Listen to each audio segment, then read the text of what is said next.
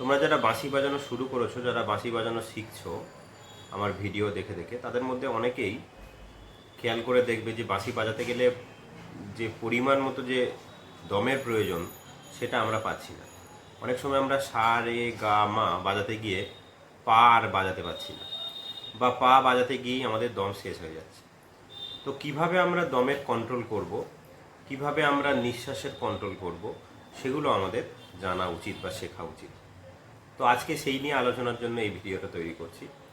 তো দম কিভাবে আমরা বাড়াতে পারি, দম কিভাবে আমরা বাড়াতে পারি বা আমরা নিঃশ্বাসের কিভাবে নিয়ন্ত্রণ করতে পারি। একদম শুরুতে দেখবে বাঁশিতে ফু দিতে গিয়ে অনেক সময় নিঃশ্বাস শেষ হয়ে যায়, আমাদের মাথায় চক্কর আসে, মানে মাথা ঘুরে পড়ে যাওয়ার মতো। এটা আমার ক্ষেত্রেও হয়েছিল। বাঁশি বাজাতে বাজাতে মাথা ঘুরে যায়, মাথা শুয়ে পড়ে আবার কিছুক্ষণ পরে উঠে আবার বাঁশি বাজায়। তো এটা কিন্তু খুবই স্বাভাবিক ব্যাপার।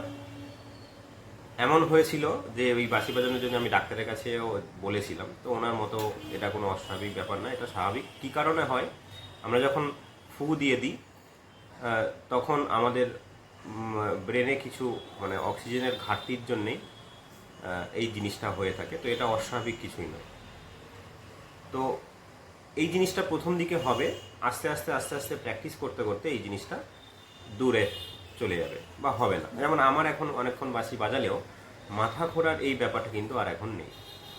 তো যারা প্রাথমিকভাবে ভাবছে যে মাথা ঘুরছে কেন, হয়তো এটা আমার জন্য নয়, আমি বাঁশি বাজাতে পারবো না, তো তাদের জন্য বলি এই জিনিসটা সবার ক্ষেত্রেই হয়। একদম শুরুতে যতদিন প্র্যাকটিস করবে দেখবে আস্তে আস্তে ওই জিনিসটা চলে যাবে এবং একটা সময় পরে মাথা ঘোরার যে টেন্ডেন্সি বা ব্যাপারটা রয়েছে ওটা আর থাকবে না। তো এবার আসি আমরা কিভাবে নিঃশ্বাসের কন্ট্রোল করতে পারবো।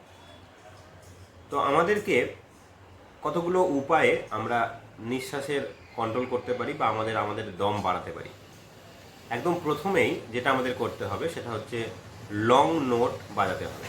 লং নোট বলতে ধরো আমরা যেমন সা রে গা মা পা ধা নি সা, এই যে 7টা স্বর বা 7টা নোট আমরা বাজাই, সেগুলোকে আমাদের চেষ্টা করতে হবে আমরা যতটা সম্ভব জোরে বাজাতে পারি। এবং এক্ষেত্রে কি করতে হবে, আমাদেরকে সোজাভাবে বসতে হবে এবং ঘাটটাকে এরকম সোজা রাখতে হবে। কোনো রকম এরকম কাত করে রাখলে হবে না, কেন কাত করে রাখলে আমরা অনেক সময় নিঃশ্বাসের সমস্যা হয়।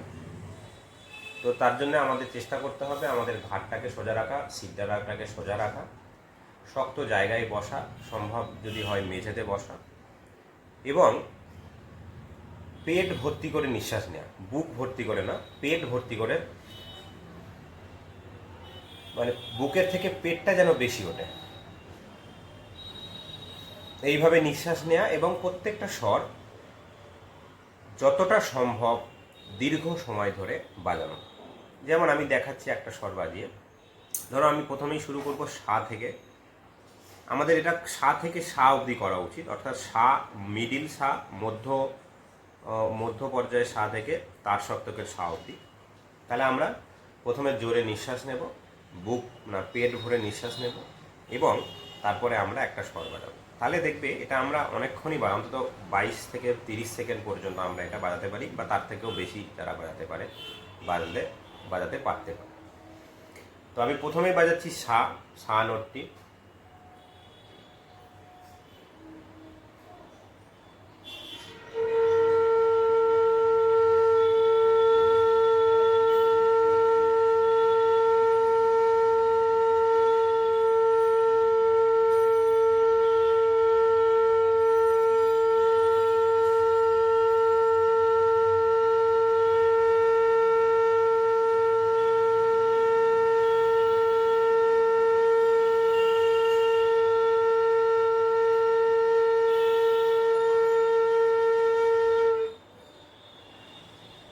এইভাবে বাজানোর পর আবার পেট ভরে আমরা নিঃশ্বাস নেব এবং আবার একটি বাজাবো পরের স্বরটি, অর্থাৎ রে স্বরটি আমরা বাজাবো।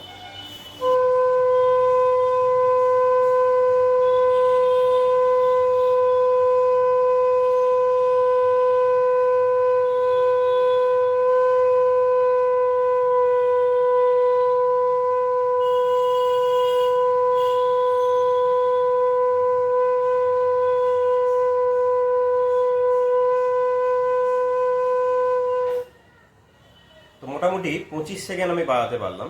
এর থেকে বেশিও বাজানো যায়, প্র্যাকটিস করতে করতে হবে। তো একদম শুরুতে দেখবে এটা হয়তো 10 সেকেন্ড 15 সেকেন্ড স্থায়ী হচ্ছে, আমার ক্ষেত্রেও হয়েছিল। কিন্তু যত প্র্যাকটিস করা যাবে তত এই সময়টা আস্তে আস্তে বাড়তে থাকবে। তো এরপরে আমরা কি বাজাবো? গা। তো গা বাজানোর জন্য আমরা আবার জোরে নিঃশ্বাস নিয়ে নেব এবং তারপরে আমরা গা প্র্যাকটিস করব।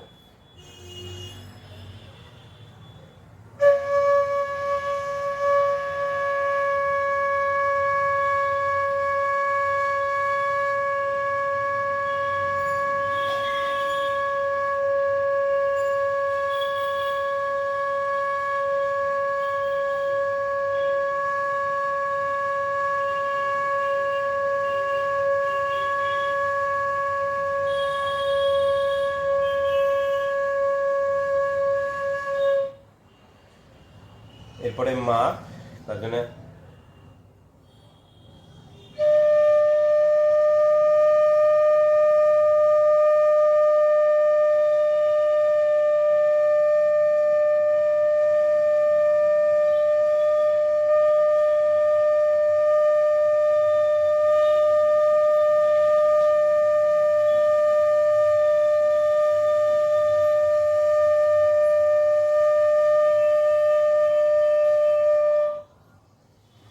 একই রকম ভাবে আমরা বাজাবো পা। আবার নিঃশ্বাস নিয়ে নেব।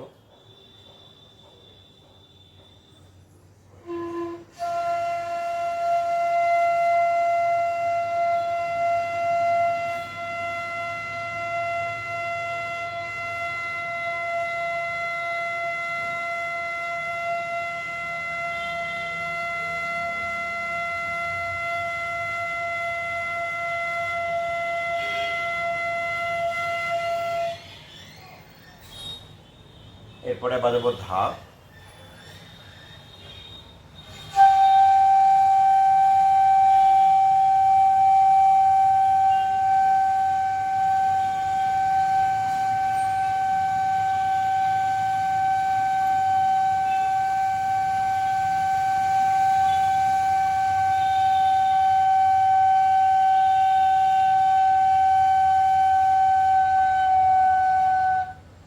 এরপরে নি।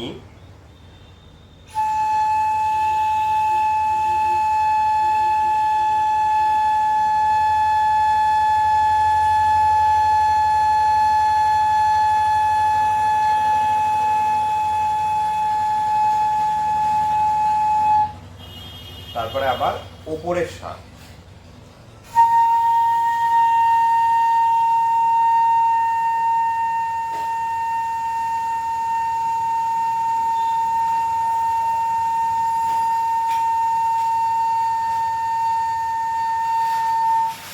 এইভাবে প্র্যাকটিস করলে আমরা আমাদের নিঃশ্বাসটা অনেকটা কন্ট্রোল করতে পারবো এবং আমাদের দমও বাড়বে। এটা হচ্ছে প্রথম টেকনিক। আরেকটি উপায়ে আমরা আমাদের দম বাড়াতে পারি বা নিঃশ্বাসের কন্ট্রোল করতে পারি। এই এক্সারসাইজটাও আশা করি কাজে দিতে পারে। তো কি এক্সারসাইজটা? এর জন্য আমাদের মেট্রোনমের সাহায্য নিতে হবে। আমাদের মেট্রোনমে 60 BPM অর 90 BPM এ মেট্রোনমকে সেট করতে হবে এবং তারপরে আমরা যে অলঙ্কারগুলো শিখেছিলাম 3-3 ছন্দের এবং 4-4 ছন্দের, অর্থাৎ সা সা সা রে রে রে গা গা গা মা মা মা, এটা 3-3 ছন্দ, বা সা রে গা মা পা ধা নি, এটা 3-3 ছন্দ। আবার 4-4 ছন্দ কি প্র্যাকটিস করেছিলাম? সা সা সা সা রে রে রে রে গা গা মা মা পা পা, এটা, অথবা সা রে গা মা পা ধা নি সা। এই অলঙ্কারগুলো আমরা 60 BPM এবং 90 BPM এ প্র্যাকটিস করব এবং চেষ্টা করব এক নিশে যতটা বাজানো যায়, এবং প্রত্যেকবারে আমরা সোজা হয়ে বসে জোরে নিঃশ্বাস নেব এবং চেষ্টা করব যতটা আমরা বাজাতে পারি। তো আমি এখানে মেট্রোনমকে 60 BPM এ সেট করেছি এবং এখানে বিটস পার বার হচ্ছে, আমি সিলেক্ট করে নিচ্ছি 4 না, প্রথমে আমরা করছি হচ্ছে 3তে করছি 1 2 3 1 2 3 1 2 3। আমরা এবার নিঃশ্বাস নেব, ভরে পেট ভরে নিঃশ্বাস নেব এবং বাজানোর চেষ্টা করবো যতটা ম্যাক্সিমাম বাজাতে পারি।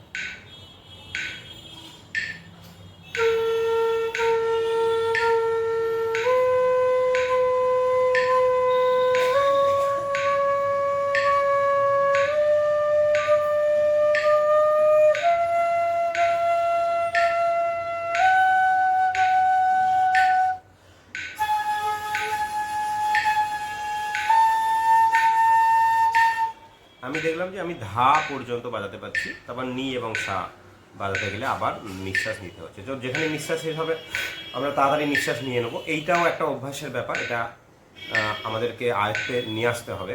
দম শেষ হয়ে যাওয়ার সাথে সাথে আমরা জোরে নিঃশ্বাস নিয়ে আবার কন্টিনিউ করার চেষ্টা করবো এবং সেক্ষেত্রে আমরা একটা করে বিট ছেড়ে দিতে পারি। ধরো আমরা করছি কি 1 2 3, জোরে নিঃশ্বাস নিয়ে আমরা একটাকে বাজালাম না, আমরা 2 3 1 2 3 এইভাবে আমরা বাজাতে পারি। তো এই জিনিসটা আমরা আবার একবার দেখাই। 60 BPM আমি নিয়েছি, আমি প্র্যাকটিস করছি অলঙ্কার 3/3, সা সা সা রে রে রে গা গা গা।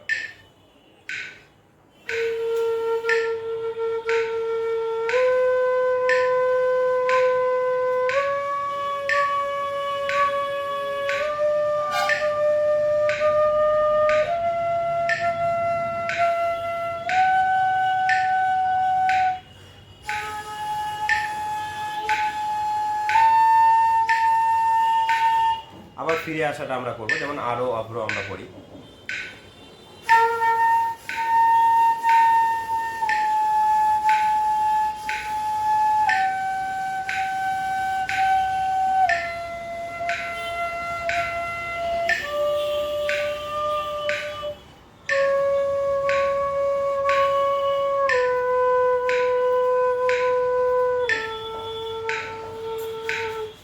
বা আমরা সারেগা রেগামা গামাপা এটাও করতে পারি।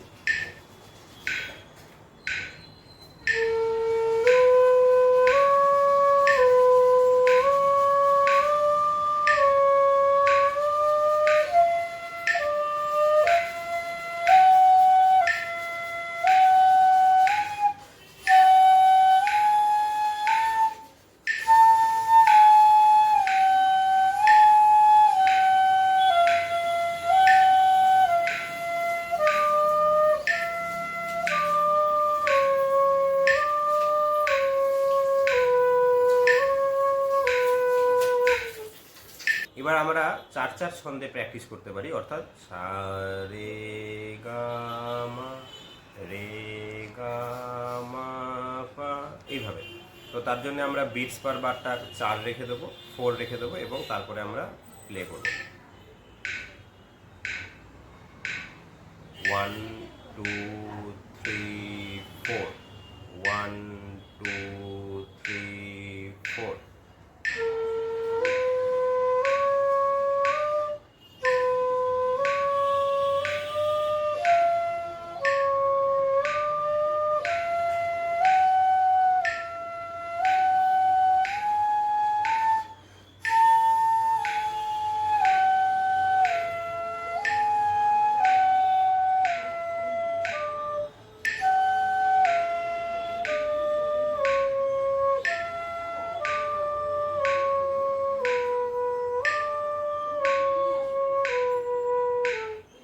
আমি প্রথমটা ভুলবশত দম নিয়ে নিয়েছি 4টের পরে।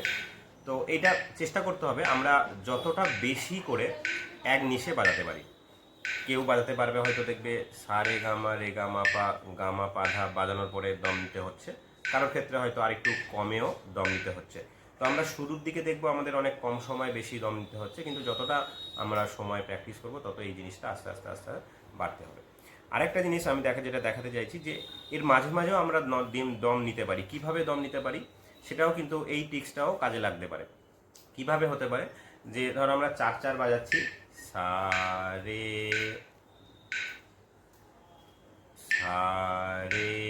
গা মা, দম নিয়ে আমরা একটা বিট ছেড়ে দেবো,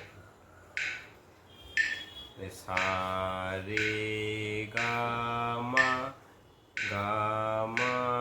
পা ধা, রেটাকে বাদ দিয়ে আমরা বাজালাম রেটাকে বাদ দিয়ে গা মা পা মা পা ধা নি সা, মানে পাটাকে বাদ দিয়ে দিলাম। যখন আমরা নিঃশ্বাস নিচ্ছি আমরা সেটা মনে মনে হিসেব করে নেব যে যতক্ষণ আমরা নিঃশ্বাস নিচ্ছি ততক্ষণ একটা বিট আমরা ছেড়ে দিতে পারি। ছেড়ে দিয়ে আমরা পরের বিট থেকে, আমরা এখানে যেমন 4টে বাজাচ্ছিলাম তখন আমরা 4টে না বাজিয়ে 3টে বাজাবো এইরকমভাবে। তাহলে কিভাবে করতে পারি আমরা, সা রে গা মা, রেটা বাদ দেবো কিন্তু সেই সময়টা কাউন্ট হয়ে গেল, রে গা মা পা মা পা গা মা পা ধা নি, এইভাবে। তো এইভাবেও কিন্তু আমরা গানের ক্ষেত্রেও আমাদের দম নেওয়ার সময়টাকে আমরা একটা বিট বা হাফ বিট ছেড়ে দিতে পারি। আরেকটা হয় যখন কোনো রকমভাবে ব্রেক না করে, যে আমরা গানের যেখানে অনেক সময় কি হয়, গানের মধ্যে একটা করে ড্যাশ থাকে বা একটা করে ব্রেক থাকে, আমরা চেষ্টা করবো সেই ব্রেকে আমরা দম নেওয়ার মানে নিঃশ্বাস নেওয়ার। তো এইভাবেও কিন্তু আমরা দমের কন্ট্রোল করতে পারি। যদি ভিডিওটি ভালো লাগে তাহলে লাইক করবে এবং বন্ধুদের সাথে শেয়ার করবে যারা বাড়িতে বসে বাঁশি শিখতে চায়, এবং চ্যানেলটিতে অবশ্যই সাবস্ক্রাইব করে রাখবে যাতে পরবর্তীকালে আমি যে ভিডিওগুলো দেবো সেগুলো খুব সহজে নোটিফিকেশান পৌঁছে যায়। Thank you.